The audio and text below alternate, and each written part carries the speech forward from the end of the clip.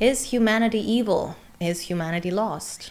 This is what I'm being asked lately a lot. In short, no, I don't think so. This is my perspective. I'm not trying to convince anybody of anything, so just, keep what resonates and just let go of the rest. I don't think humanity is inherently evil.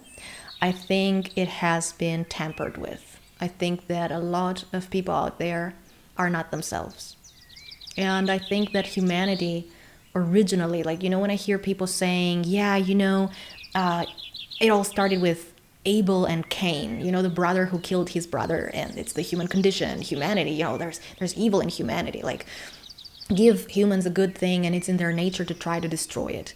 I do not agree. It's not in humanity's nature to be destructive or self-destructive, but we will be accepting these premise as long as we continue to ignore various events that I'm talking about in my Sacred Alchemists membership, when I'm talking about antagonizing forces that planet Earth has been dealing with since a very, very long time.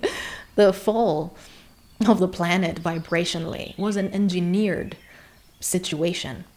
When we were invaded by other races of beings and negative forces that were using those other races of beings to further their agendas, to attack the life impulse. Actually, this planet was running on life impulse. They came and they blew it all up, and then they went and they implanted and they embedded this anti-life, this death impulse software into the planetary brain that brought the planet down, so to speak. And through that, all of the other beings and all life on the planet also was affected by that. Suddenly you had, animals eating each other, humans killing each other. But you can't say that this is natural. And we ignore that because, of course, it was all erased. Our memories were erased. You see that our memories were erased also with every new incarnation. It's on purpose because, whoever remembers also, they have to be put under amnesia to ensure that they will not even remember in the next incarnation. And the forced reincarnation and the mind wiping and everything, this is something that my spirit team in 2022, 2023, they started telling that this was something that we will not have to deal with any longer. And I have found other greed workers, energy workers, channels who can also corroborate that. They've been receiving the same information, so I think we might all be onto something, especially considering the reclamation of our planet that is underway by the organic God source forces and the organic, ascension as it's happening really from the inside, where so many souls, evolved souls, were sent to come here and really help elevate the place from the inside. So ascension is happening because all of these boots on the ground, all of these different souls incarnated here with specific missions to anchor here a higher potentiality for humanity. So this is an attempt to return us to, our original blueprint, which had zero malice. It's not in humanity's nature to be evil. This is an implantation and an imprint. And taking this perspective, taking this colonizer narrative, actually, that, it's in the nature of humanity to be evil, taking that and making it our own, adopting that, is a big mistake. We should not be accepting that as the truth because it is not the truth. It's a reversal, like so many things. Like the whole narrative about the feminine being the reason why humanity fell. It was an attack on the feminine that butchered it into a consciousness abomination. And then they said, the feminine fell, it was her fault. No, you attacked the feminine and you butchered it and you reversed it. And then the whole creation was reversed. How was it exactly the feminine's fault? How is it the victim's fault? You see how we are being faced with the same reversal even nowadays. We have all of these Epstein files. We have all of these things coming out.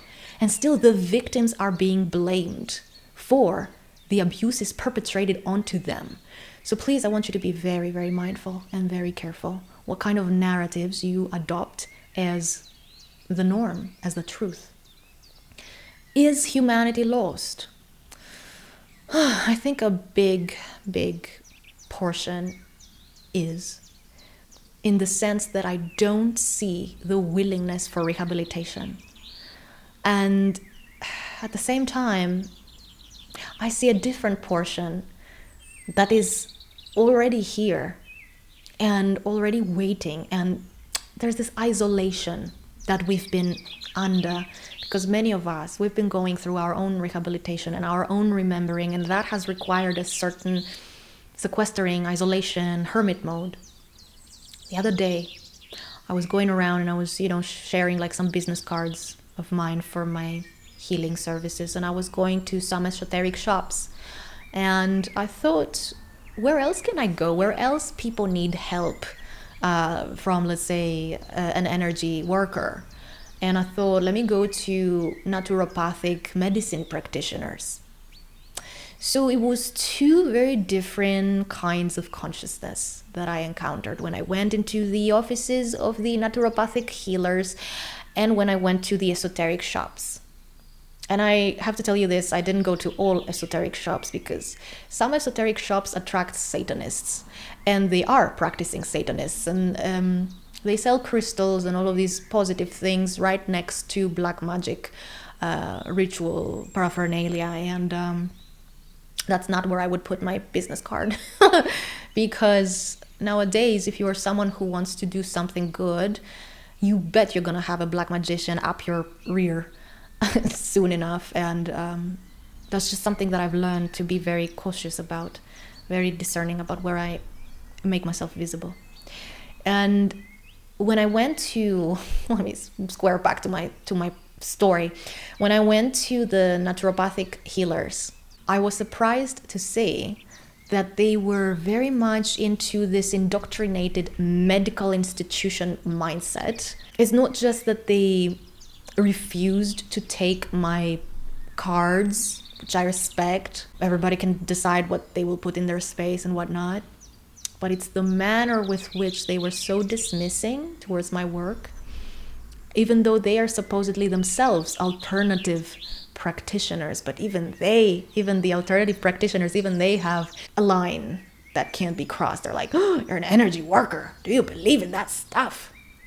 Like, well, I maybe don't believe it, but 10 years, countless clients, they seem to believe it based on the results that they've had. So yes, that makes me believe too, I guess. I've said this many times. If it wasn't for my clients, I would have never gone out there and presented myself openly as an energy worker. I would still be stuck in my identity as a musician, which I was until that point. I'm still a musician, but as we grow, we break out of the various archetypes and personas that this system tries to wedge us in order to keep us limited into just one identity.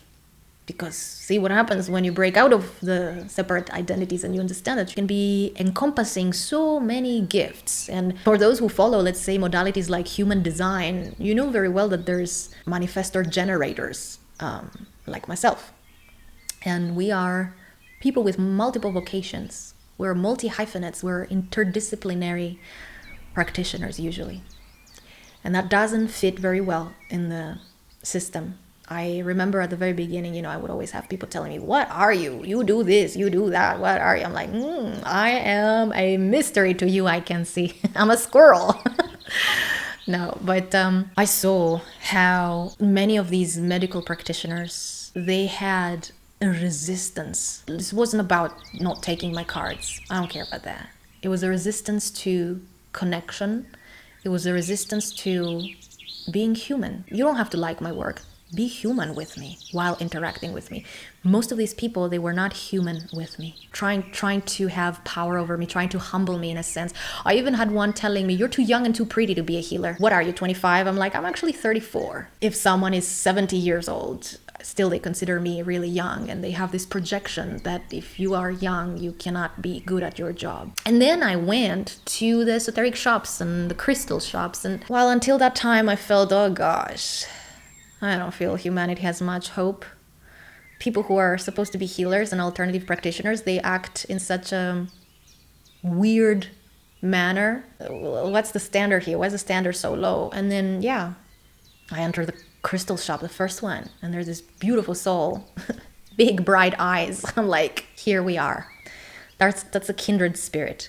That's an alive individual. There's spirit in this person.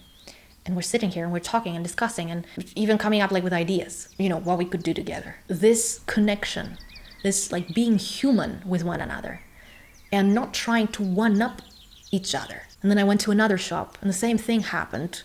Another human being human with another human being.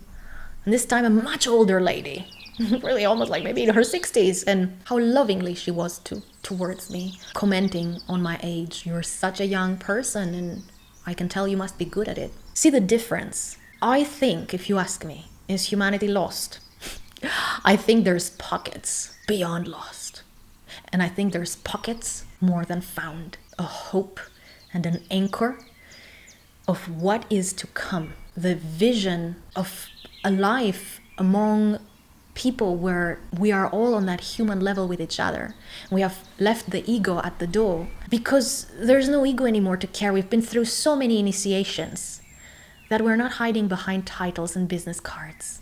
That we just have to shake hands with each other in order to understand through telepathy, through intuitive perception, what you are about. I'm so happy to see so many, by the way, like esoteric shops, new ones, and crystal shops and healing shops sprouting here in Germany, because this is a country that, although it has a lot of tradition with healing, if you think of Hildegard von Bingen, if you think of Bruno Gröning, if you think, of people who really like went around and were performing miracles here in Germany, and the land kind of lifted them up only to kick them down and spit them out afterwards. And to really spit on all of this legacy of alternative healers and alternative practitioners. They're trying to shut them down. Why? Because they're helping the people, because they're actually effective. Because I had Crohn's disease and I went to a healer and in 3 months I didn't have it anymore. And I'm not the only example, but I know that I was at death's door. And conventional medicine brought me to death's door, misdiagnosing me, pumping me with wrong medication that you should never take if you had the condition that I had. They were giving me medication that, with the condition that I had, they were sending me to my grave age 27. But that was an initiation for me too. And so now, meeting others who have gone through similar initiations, and we're all hiding a little bit in our healing studios, in our crystal shops, I think it's time that we will start coming together, creating these warm spaces of community. And so, that brings me to say, I think humanity is not lost. Because those who are lost, they are already lost. We cannot help them. But those who are found, they will be the ones to continue when those who are lost are not here anymore. This is my perspective. And I really wish that spiritual folks would put their spiritual ego aside, because there's so many of us who come from a humble heart and we want to connect. And we want to connect with like-minded souls. Have that be in a manner that is honest and truthful and from integrity, and not from showing each other how much I know and how much you don't know and trying to humble each other. Otherwise, many spiritual folks who operate from that spiritual ego, they are not spiritual. They are falling into the same category as those that I consider lost.